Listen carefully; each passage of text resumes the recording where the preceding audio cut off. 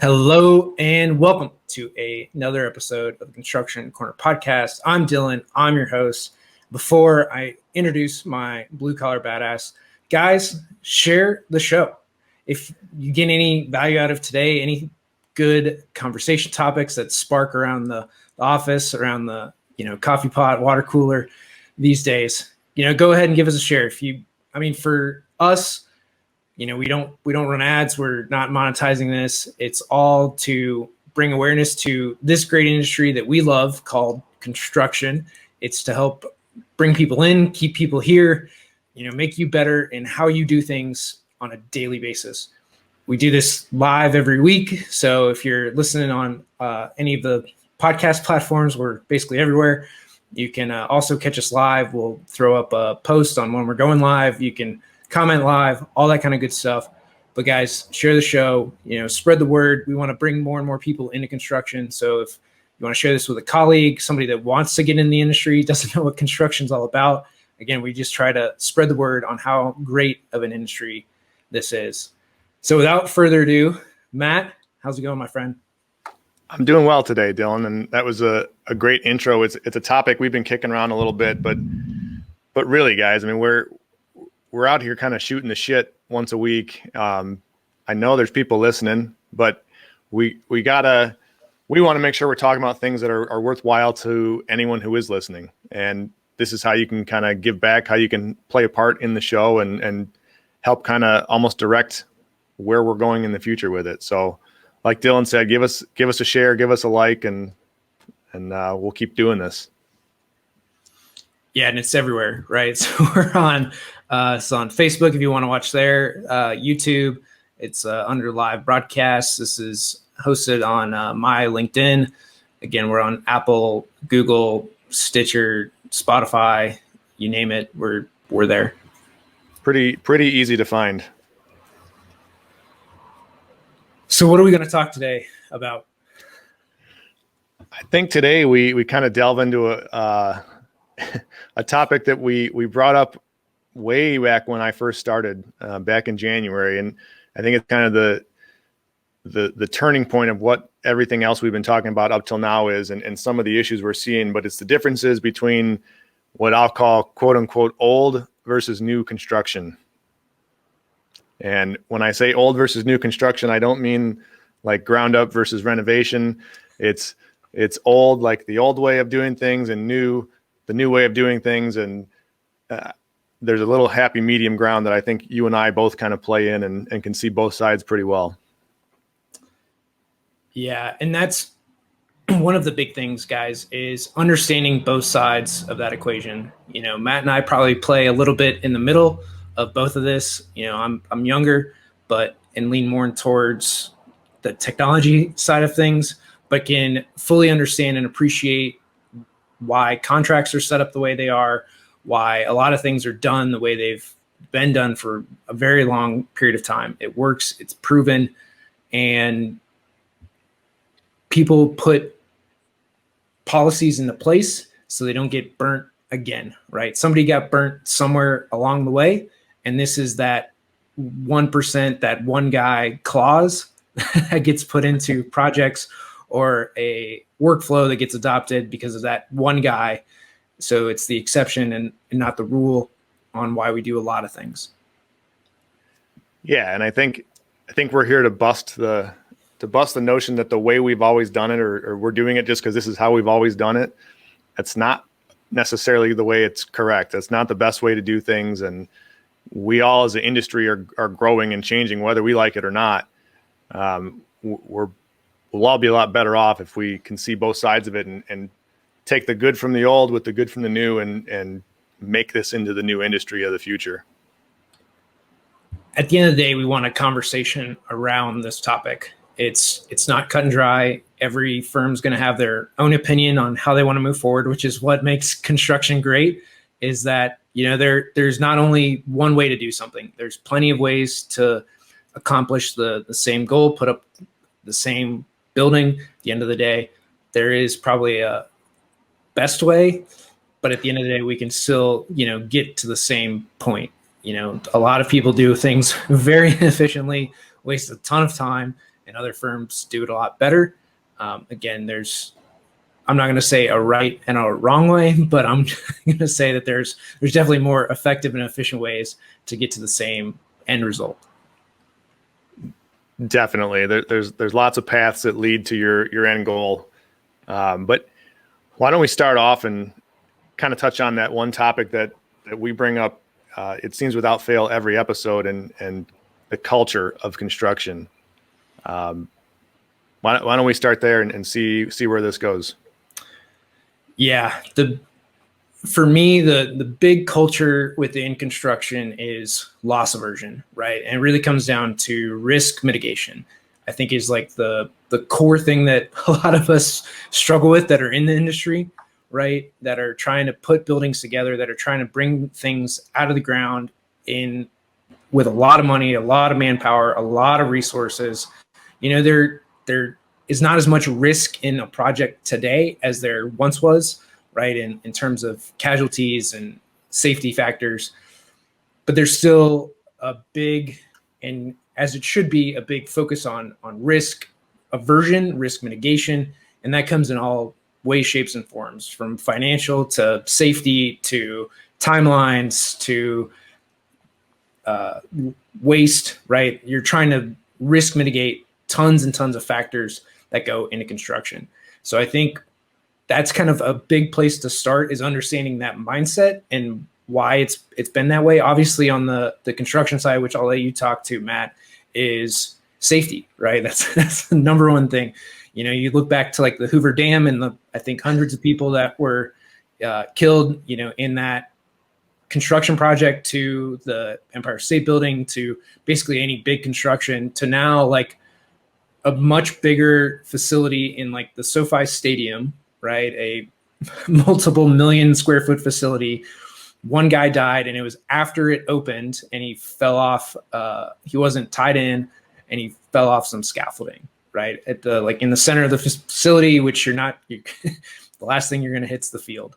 So, from the Hoover Dam, so we're talking 90 years ago, right? When it was built in 1928, 32, from the 30s to today, so 90 years, we have made drastic improvements in the safety of construction. But that's, I think, the biggest one that typically comes to mind. Well, and it's by far the most important one, right? Because you can't put a value on life and livelihood. And, as a construction owner, having an injury on a job site today is just about the worst thing you can imagine.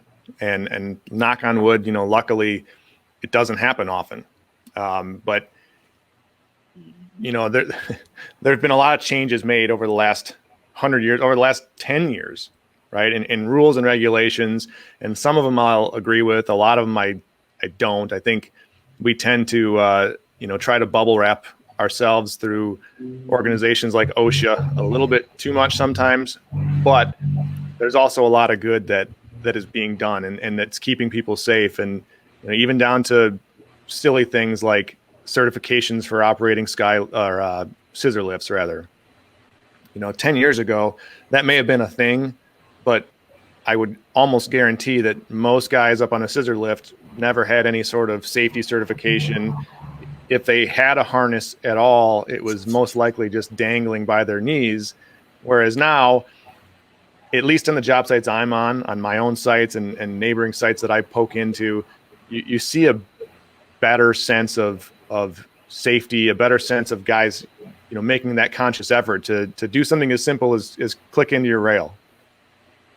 It obviously, it can literally mean the difference between life and death. It takes, 3 seconds to do it. It's a little bit uncomfortable. It's a little bit less efficient, but the benefits far outweigh that. My first professional job was in electrical safety. So all I did was arc flash. So I'd go into facilities like these were my summers in college, where going into from grain elevators to steel plants to like metal tube facilities where they extruded stuff, plastics facilities, like you name a manufacturing plant, I've been in and around it. And for electrical safety, I've even been in chemical plants. Now those places are a lot scarier than manufacturing facilities. But with each of these, because so in chemical plants, the reason that they're a little scarier is you shutting down certain pieces of equipment actually cause more harm than like turning power off, right? So turning power off is a bad thing in those cases because it prevents them from their safety measures. So like in Louisville, for example, I'm going to call it a chemical facility, but they made rubber. So it was a facility for BF Goodrich to make basically all the rubber that goes into tires, and it's like a clear yellow is what it actually looks like. But in those, they had big chemical spheres. I mean, the stuff that goes into rubber is like insane, but they made 75 pound bales of rubber was their end product that then went to be made into tires. But in these facilities, there was a lot of stuff that could not be shut off at all, or effectively like a couple megaton bomb would go off and destroy the whole west end of Louisville. So in those facilities, there's a lot of stuff that was very scary because of the chemicals that they dealt with. But in most places, so on the far other side of that, you had a grain elevator. They're yeah, we just shut everything off. We cannot run, an auger for 10 minutes or an hour. It's not going to hurt anything. And we're fine, right? They're just we'll shut it off. We understand, grain and feed, and we're farmers, but we don't mess with electricity. And so those are the two extremes of things that I dealt with, but it was all around safety in that. And it wasn't until 2002 that this became a kind of a known thing with arc flash. So what an arc flash is if you're in a fault, and the majority of faults, 92% of all faults are phase to phase. So that means somebody took a screwdriver and went across two phases. And then the worst case is a bolted three-phase fault, which means you took a piece of wrought iron and pushed it right against all three phases on a conductor, and it hit simultaneously. And that's a big explosion. But we calculated all the energy levels at a piece of equipment to see how big that blast was going to be. And things as simple as, like you were saying, clicking onto a scissor lift. Now, electricians and a lot of facilities went as far as they just dress all their people in FR gear. So what would happen in a electrical accident is you'd have an explosion, and because you're wearing cotton or polyester in a worst case, right, some tracksuit like you're in the 80s, you'd then shrink wrap. All that stuff would shrink, and you can't get that stuff off. Now you're in a burn ward, and they're scraping polyester out of your skin for months, and nobody ever wants that. So that's on one end. And now most facilities in the industrial setting, they put all their people in FR gear. It's cheap or relatively inexpensive to do that. Basically, any of the garment people will come in, they'll properly launder them because you can't have any chemicals, right? You don't want to put Tide on your FR gear to now catch on fire. But simple things like that for safety, where you got a long sleeve FR shirt, FR pants, and then if you need to, if you're working on big gear, you can put on the bomb squad suit basically to go work on main switch gear and all this other stuff. And those simple little things, to where for the most part, guys were getting, second degree burns at worst. It's a bad sunburn. Third and fourth degree are where it's below the skin layer. Now you need to start going to a burn ward. And a lot of these, it happens in the blink of an eye, right? It's super fast, and you're never going to be catching a fireball or an electrical thing. So a lot of these safety measures that have been put in place in the last 10, 15 years are pretty simple, just clicking in to a scissor lift, right? It takes no time, but now it's an automatic reflex, just like going to work. Now you put on your safety glasses, your FR gear, and everything just works. And I think that gets left out because now it's an automatic thing. That change period was pretty difficult. They're guys are why do I have to wear this? Why do I have to clip in? I'm not reaching over the rail. And now it's,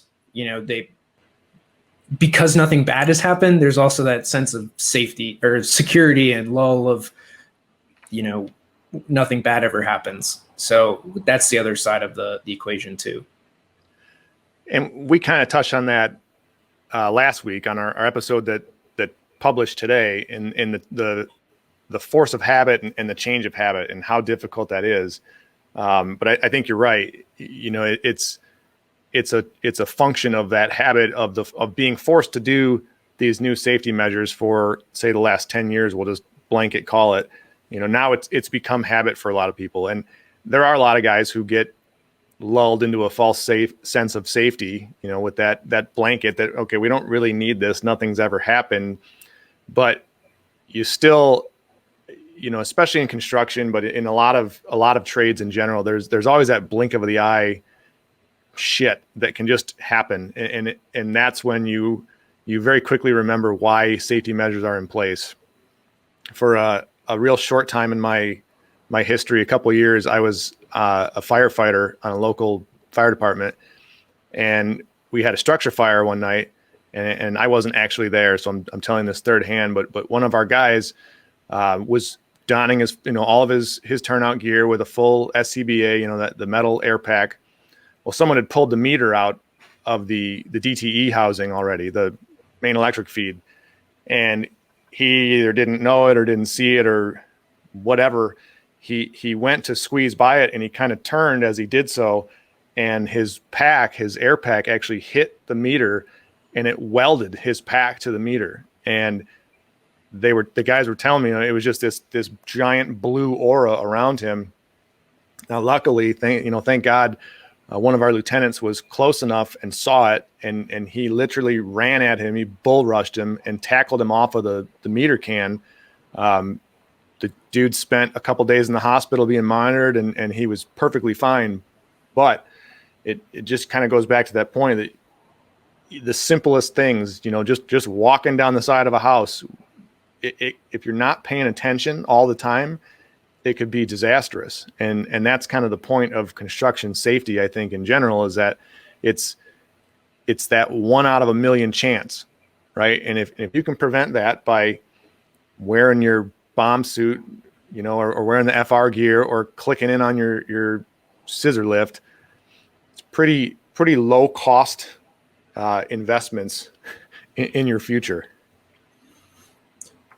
Yeah, and this is what it comes down to, right? So the initial cost for any of these programs, like to change out your guys from a regular long sleeve shirt, and again, you're going through like Airmark or whoever to get your gear, and the initial like change is, it's a little bit of an investment, whatever, 5-10 grand, could be more depending on how many people you have, but it is, the facility has to put those costs in. But on the other side of it, if a event were to happen, right, and you didn't have that gear, now like just your insurance premiums are going to be, way more than that one event. Yeah, I mean, like, well, and whatever you're going to have to pay in OSHA fines and everything else to deal with whatever the event is because you didn't have this. So by putting it in place, and now your people don't have to change, it becomes an easy thing, right? So by putting like your electricians, especially in FR gear, now it's a very simple thing to move forward with, because you risk mitigated everything like most things in the future, and you're lowering your premiums. You're not going to have to deal with OSHA fines, and just a complete risk mitigation. And there's so many things, right, that we're dealing with negative consequences. We don't always, and this is, it's bad that we have to like negatively reinforce these things through OSHA fines, through the fear of those things, and not the, hey, you're going to go home at the end of the day, right? Like that all these negative consequences are what force people to do things, versus like, don't you want your people to be, happy, healthy, secure, safe at the end of the day? But far too often, it's OSHA fines or things like that ultimately make us do the right thing. And it's unfortunate, but that's just human nature, right? Because the reality is, economically, you take a hit to institute these programs, whether it's small, big, or somewhere in between. But I can tell you through firsthand experience, to have somebody fall off a building and become a quadriplegic on one of your projects because they weren't being safe, they weren't harnessed, they weren't tied off. That's a horrible thing to witness. It's a horrible thing to get past. It makes you real, in the blink of an eye, think, okay, we could have spent however many dollars to institute this safety program to outfit all of everybody with harnesses and tie down points, and maybe that wouldn't have happened. That cost now, that economic cost, becomes really, really minuscule in the mind of, I would think, most people. It certainly did with me.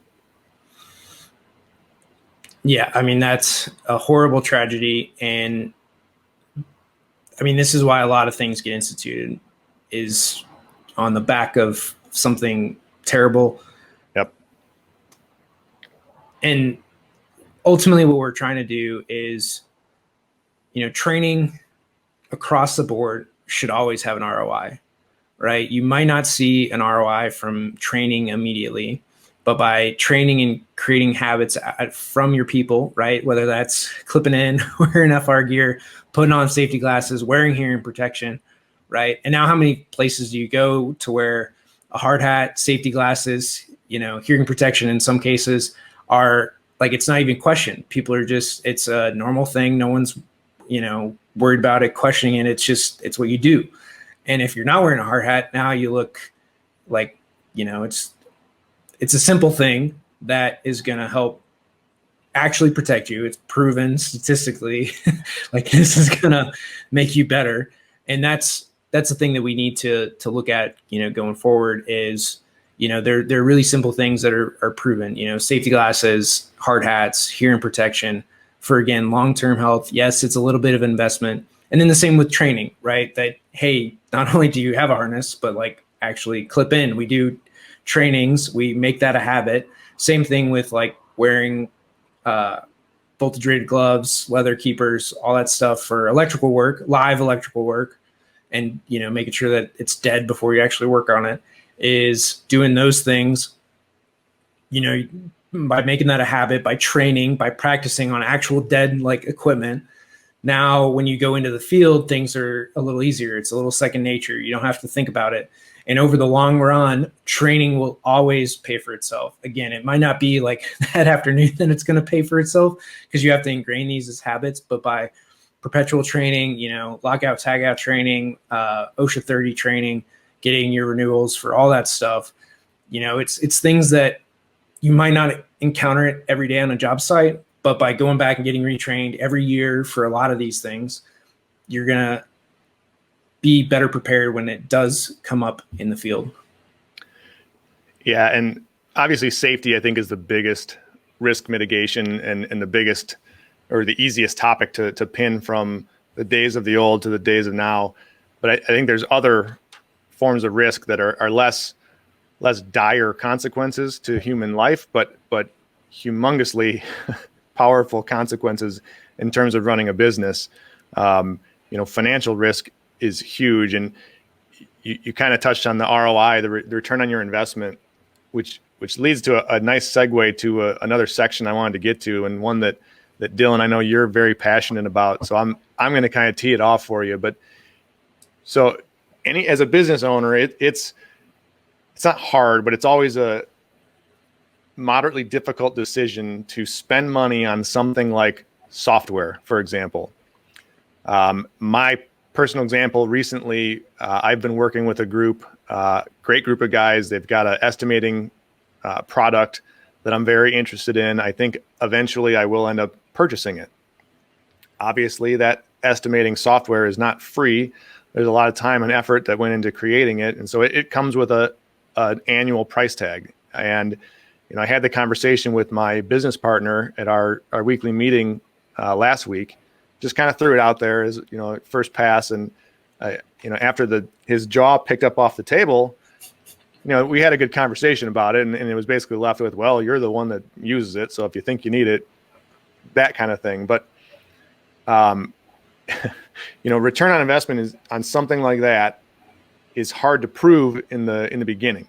So I'm going to let you kind of take over, but as a technology guy, as a heavy software guy, how do you get over that hurdle? Because there is that old school thought that, in my case, we can do this with highlighters and yellow pads and a box of Bic pens, or we could go all the way to their side and do this with, I'm not looking at BIM, but there's a step before that where we can use it and it's all automated, and there's historical record tracking that I don't have to do myself. And there's all these great features. How do you cross that hurdle? It is a great question. When it comes to software, I've kind of seen it all, right? In people not willing to, what steps do they take to make and cross really that decision chasm? So price is always what is the first objection. There's a belief that software shouldn't be that expensive. And we've gotten lulled into a free, everything's free, we don't have to pay for anything type of world through Google, where you do pay for it, you just pay for it in your privacy, right? So it's really, do you want convenience and give up everything on the back end? And that's what Facebook, Google, everything is run on. So in the free world, you're giving it up somewhere else. The second thing is, so with price, you would more than happily pay, let's just take, so in like an estimator, right? 75 to potentially 100 grand, depending on where you are, to hire in an estimator, right? You happily pay 75 grand to bring in an estimator into your, organization, versus a, couple $1,000s a month or a year license, right? So like for my case, for surfboards, so like our top end product, design documents a minute, you stack a couple other things to do low voltage and sheets. I can literally create a deliverable for you in 20 minutes from start to finish for $13,000 a year. And it's like 13.5, but you would rather go and hire a BIM technician at the lowest level for 30 grand, plus the headaches, plus all your time that's given into it, which you don't factor at all, plus benefits, plus everything else that goes, the equipment, machines, licensing, whatever. And so it's not even a financial decision at that point. You're just balking at the price of what it is, but you don't actually think it's an emotional decision. It's not an actual dollars and cents decision, because when you actually pound down all the numbers, right, for whether it's an estimating platform, most any piece of software, once you're trained on it, once you ingrain kind of the thing, again, there's going to be an ROI or a time period in there for most any software to pay it back, right? Whether that's Revit, from AutoCAD to Revit, going into BIM, whether that's using estimating software from crayons to software, whether that's going from using Revit to our solutions at Cowabunga Studios. It really becomes, any of those things that I've listed off is far more beneficial when you start to actually know your numbers. When you start to actually know what an hour is worth, what rework is worth, how much rework do you do? And the problem with a lot of firm owners is they have no idea what that number is. No idea, right? They know what their top line fee is. So in the design world, I'm just going to use 5%, depending on where you are, what you do. It could be more, but 5% is a design fee. So that goes to the entire construction team or the design team. CM gets 5% based on design value. So if you have a $10 million building, right, you're going to get 500 grand for the full design team to design that building. So that's architect, engineers, everybody, and then it gets broken out from there. What people don't know, so you start going through all of that, right? Could they rattle off what do you get paid per square foot to design a given building at that fee? No, nobody knows that number, right? It's $125 a foot for electrical design. That's, but nobody knows that number. So nobody, most engineering firm owners, even construction, Like I've never run across anybody. They'll give you what it costs to build, right? It's $250 a foot commercially to build this building. It's 300 in hospitals. It's 150 to do a house. It's 100 to do a multifamily, whatever. Like they know those square foot numbers and what it costs to build, but like, what do you get paid to do the thing on the other side? Nobody knows it. So this, as far as like, so one, it's an emotional decision right off the bat. It's an emotional decision because when you run the numbers, software will always beat out whoever you're going to hire to do it. It'll do it more effectively, more efficiently every time, right? Again, so long as the software is built correctly. So there's a piece in there where you have to trust what you're doing, but at the same time, you prove that out, you use it, which is the other thing. You actually have to run it. But then time becomes not a factor, and people don't know where their time's going. They don't value their time enough, and they don't value their sanity enough to invest in something that's going to save them a bunch of time, be more efficient. Like you go down all the benefits, again, whether it's going from AutoCAD to Revit, right? There's a lot of things that just get taken care of. Same thing in like an estimating solution. Again, like you got to make sure that it works, but once that's proven, why not, right? And then the other thing when you look at software is there's price is usually the first objection, but there's the deeper ones are, and the things that aren't looked at are how many more projects could you now do, right? In your world, estimating is the holdup to do more projects. Don't have enough estimators, can't look at enough, can't price enough, and estimating will make or break or a construction firm. Anybody from a sub to a GC, if you can't price anything and price it accurately, granted, you won't know for 18 months, but you're done real fast in that case. But look at how many more jobs you could do, right? Nobody looks at the other benefit side of it. How many more jobs can you price? Because now estimating takes you 1/10 of the time to do it, or it automates it, right? Time is just a no factor. You do it on your couch watching Netflix at night. Like, that's a lot of this is time because it doesn't become a factor, but that's really hard for people to wrap their heads around in that, like, because they've thought about it this way for so long that, like in my case, design documents should take months to do, where I can do them in a half an hour plus some cleanup, call it 3 days, call it a week if you want. I still save you 10 weeks on the project, but that comprehension isn't there, right? Because that is so forward and so distant from where they are today that getting there there's a big cognitive dissonance between the two, right? It's so an objection to their worldview. And this is one of the things to kind of look at. I know I've probably gone on a big tangent, but this is like one of the biggest things in software is that like time becomes a non-factor, but even in construction's a little easier to get it in because everybody understands dollar values and time values of their people. But even like you were saying on your side, right, from the old guard, it's why should we have to pay for this? If it's not a person, why does it cost this much? And it needs to be a shift, but it's really, it's pennies on the dollar for anything you're going to do. You nailed it. And there's a lot to unpack there. I think the first one, it is cost, right? And you touched on this right in the very beginning was most firms don't really know the cost per hour of themselves. I'll be honest with you. I don't know. I could figure it out, but I couldn't tell you off the jump here what it costs me an hour to build an estimate. I just don't know.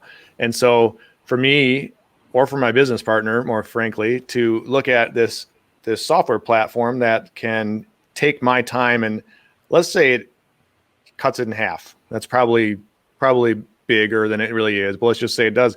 That's a huge chunk of my time, which is now we have to put that value on it. And they're going to do this, or this software is going to do it for pretty slim cost when you look at it. So I think the first thing is definitely that. That's a great way to sell it. I I frankly think that I'll use that to sell it to my business partner once I figure out what my number is. The next thing is you got to use it. And that's a big problem that I've seen personally in the construction firm I used to work at. We invested very, very heavily in some really neat software, and it was all for the pre-con side. It was very expensive. We put myself and at one point 2 of my guys through training. We went on trips to meet the developers, to learn more, to immerse ourselves. We did all the right stuff right out of the gates. But then real life took over, and fast forward a year or 2 years, and that software was more or less sitting in a shoebox in the proverbial basement. We had paid all this money. We were still paying money, right? We had signed a multi-year license agreement, and it literally never got touched. No one ever used it. And there's lots of reasons. You know, it's real easy to point and say, well, we're just too busy. We're too busy to do this. There's too steep of a learning curve. People are reluctant to change. In reality, there were ways that we should have done things much differently. But I think that's a pretty common thing, especially with programs that are designed to take, say, a task you do now or that you've been doing for 15 years, for 20 years, one way, and kind of spin it around and change the way you do it, but also reduce the output it takes to come to the same deliverable, the same conclusion. But people get really nervous about that because it's speaking to an intrinsic level in the human that we don't like to work hard, right? We've touched on this last week too. Our brains are wired such that we want to find habitual patterns that we don't have to think a lot. And I'm not suggesting you don't have to think to do an estimate. I would fire anyone on the spot if they told me they didn't have to think about it. But there are portions of it that just kind of become routine, right? There's, doing a takeoff. You could quite literally teach a monkey to do a takeoff. Whether you're doing it with highlighters on a desk or with Plan Swift or one of the 100 other options on a computer, it's pretty simplistic, right? It's tracing lines, it's clicking buttons. But if you could take that process and shrink it down, so now it takes you a third of the amount of time, and while you're doing it, you have this new program that's grabbing the takeoff data from your highlighter, and it's spitting it into an estimate template with your unit rates and your data already loaded, and it's bouncing it back and forth and checking it against historical data, and it's throwing up red flags when things don't make sense. It's cutting time down immensely, and it's increasing accuracy. You have to be able to trust it. And I think that's kind of the culmination of it is people don't trust change. And especially when that change is in the form of a robot, right? Or a software, a computer, whatever it is, there's a general reluctance, especially in our industry. Our industry is not one for jumping on the cusp of all things new in the technology world, right? We lag way behind. So I kind of rambled a bit on that, but I think there's a lot to it. There's a general realization that has to occur that the software, just like the robot or the spot dog walking around, it's not designed to replace a human to get rid of a job. It's designed to make that human more efficient and more effective, among a million other different reasons. When we talk about commitment, so one of the most fascinating things that I've witnessed in my journey through software is it's just as hard to give away free software, give away free trials, to get people to actually use it as it is for people to pay for it. So it becomes really, when you start to look at that, it's not a price issue at all. Free is very little difference to paid. It's a commitment problem, right? And you have a lack of commitment from leadership, just like you mentioned at your firm, right? They committed to a lot of resources, but they themselves were not invested in the project. They didn't go, they didn't do the training. And this is the other thing, like for any training that anybody ever does, the more successful it will be is if leadership shows up to that meeting. Like, have you ever been to a OSHA training and your boss is there? You're going to pay attention, right? Like that's just the way it is. And a lot of this stuff, leadership for whatever reason, and I still have yet to wrap my head around it because I don't get it. I don't think this way. I truly don't understand it. But once, and you can look at almost any firm for the most part, by and large, once people hit a VP level, they check out on how anything ever gets done, right? They're not in the day-to-day. They don't care. They forgot completely how anything ever got done.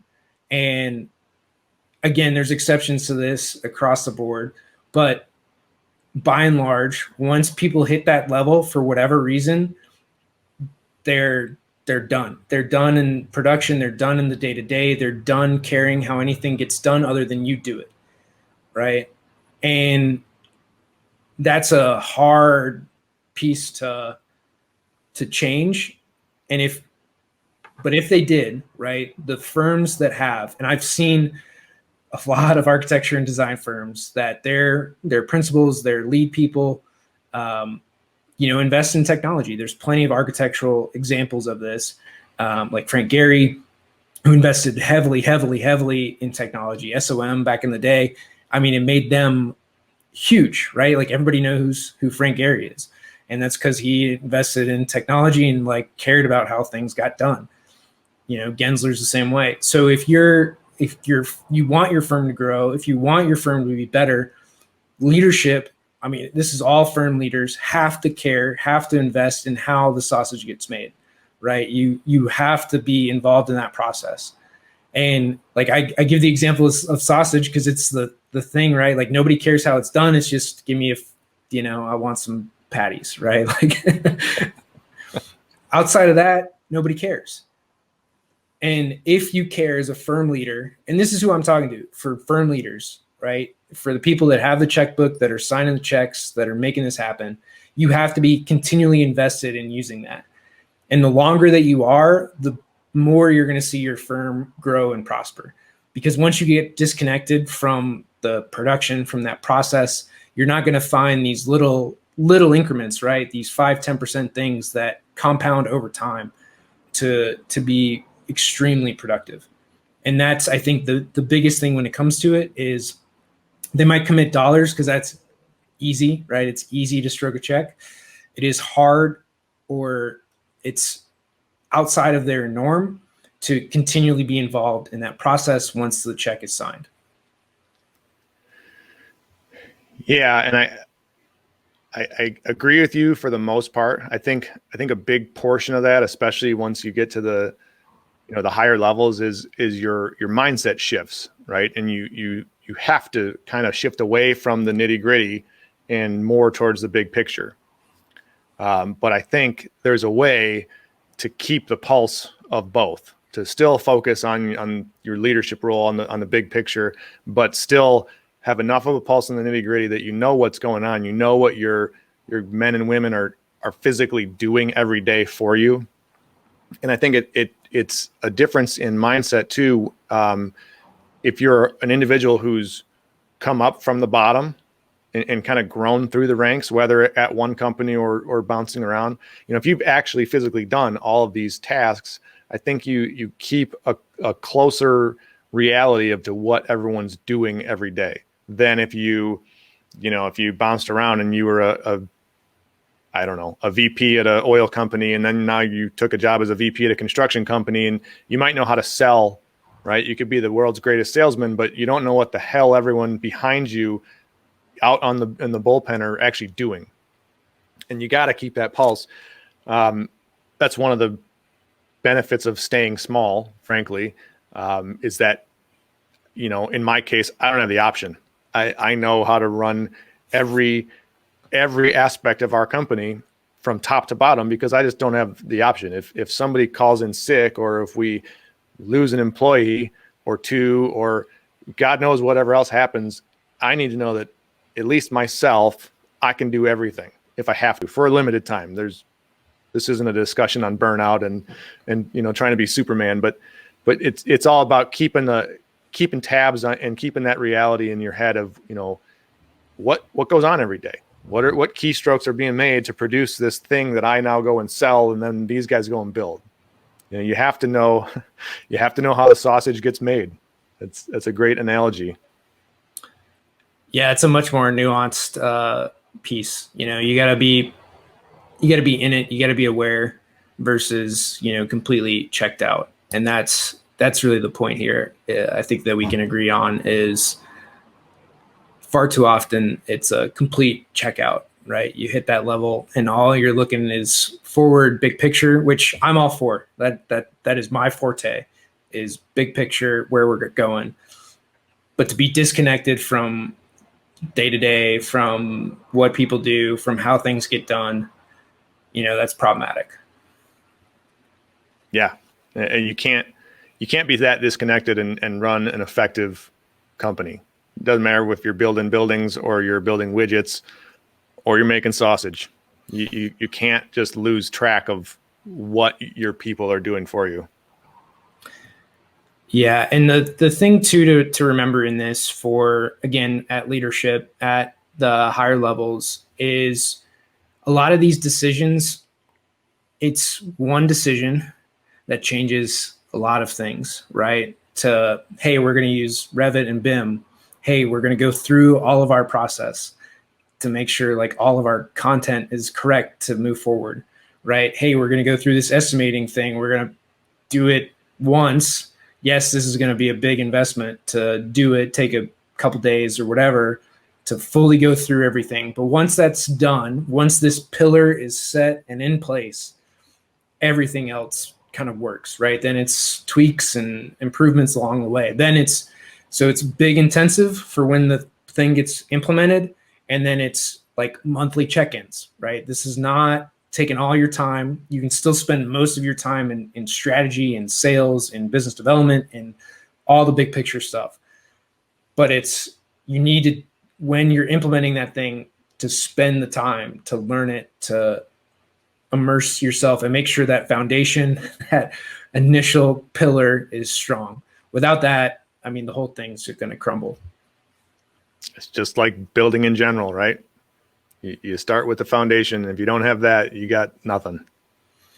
And then the rest becomes, I won't say easy, but it's less time consuming. It's little check-ins. It's a monthly meeting to, keep tabs on everything.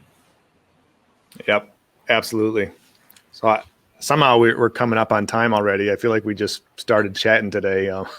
But you got any last thoughts or last avenues you want to go down while we're still here? One of the things I think too it's pretty structural in these conversations. We talked about risk, and as a young person getting into the industry or young in any really endeavor, typically you're more inclined to take risks. You're more inclined to, because you don't know what you don't know. There's a lot of things that you're going to do that are maybe perceived to be not risky. But when you've been slapped in the face a couple times or, whatever, right? There's negative consequences to whatever the thing is that you did, whether that's emotional, like actually physical, financial, whatever, then you're going to ingrain those. And a lot of the things that we have in construction and from the old timers, the guys that have been in this industry a long time, right? I'm talking 30, 40, 50 years, is they have a lot of ingrained things that they've been hit by, right? Life has struck them, the industry has struck them, and there's a lot of things that they won't do now. So, in a lot of the things that we need to move forward with, it's reframing a lot of these kind of positive things that come up. So when you talk about technology, right, because they've been hit so hard, loss is going to be front of mind. But if you continue to frame things in, this is what we can do with it. This is how much time it's going to save us. These are the benefits. This is how much money it's going to return us, right? If you can say like it's 100% ROI, right? So for my top package, 13.5, you're going to return 100% of that 13.5. Like you're guaranteed to not lose money in a year. I mean, for anything like that, so you're guaranteed to not lose money, but you're also, if you, again, use it, apply it, move forward, you do more projects, save more time, like all the other things that come with it. But it's understanding that as a young person, you're more likely to take risks, to invest in new things, to go and try that new whatever. And as somebody that's had some negative consequences, whatever those might be, over a period of time, you're less likely to invest in new things because it's the tried and true, and you don't want to change. It's kind of the theory of blissful ignorance versus not being able to unlearn things, right? And it's a topic that you and I touched on way back when you had me on the show as a guest, and that beautiful combination where you can put a younger guy, the guy that has no blinders on yet, right? And it doesn't have to be foolish, but the guy that doesn't have limitations in his mind, put him with the guy who's been doing this for a long time, that he knows how to get the job done, but he's got that blinder on, those blinders that he knows, okay, if I go this way, I'm going to get smacked. When I touch this thing, it burnt me, on a simplistic level. You put those two minds together and you can create some really amazingly powerful things, because you get the best of both worlds. You get the blissful ignorance and the sky's the limit mentality of the younger guy, and you get the rational side, like, all right, hold on a second.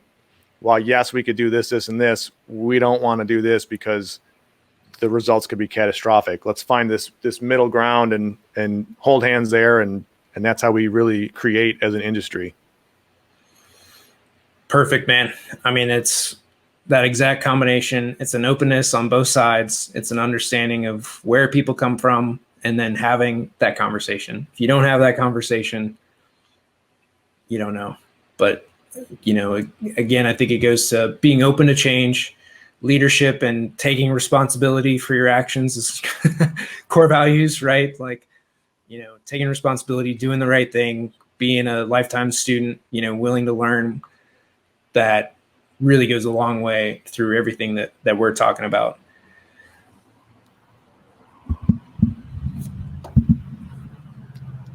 Like us, share us around, help us out, guys. And with that, guys, that's going to be this episode of the Construction Corner podcast. And one last note, if you have any topics you'd like us to cover, anything of interest, feel free to message Matt and I. You can find us. All of our links are below in the show notes. And until next time.